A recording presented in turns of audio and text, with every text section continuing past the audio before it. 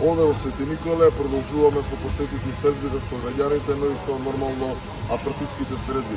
Остваривме средба со Унијата на жени кои што секогаш е покрај нас рамо до рамо ги ја водиме оваа битка против оваа криминално-рекетарска банда. Но исто така сакам да ги поздравам и Унијата на млади сили, нашите најмлади, но и најактивни членови во партијата кои што се секогаш тука заеднички, сплотени да се избориме во оваа битка за Македонија.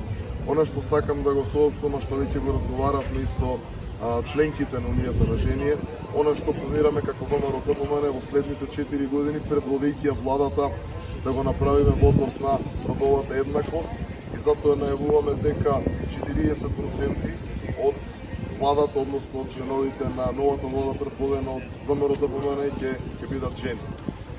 Ќе се бориме буквално на секое поле, почнувајќи од особен акцент ставање на семејното насилство, односно искоренување на семејното насилство и донесување на жената на она место кое што навистина го заслужува општеството, бидејќи жената пред се е мајка, сестра, така да мора да продолжиме да работиме на ова поле. Исто така ќе обрнеме особено внимание на жената земјоделец, кое што е многу сериозно прашање, особено во Свети Николе и Свети Николско, бидејќи земјоделието е една од главните гранки од што да живее овој наш трудолюбив народ. Да не заборавиме и поддршката која што ќе се даде во спортот. Се на се, тука сме, знаеме како гласите за број 14 за 14 пратеници во изборната единица 3.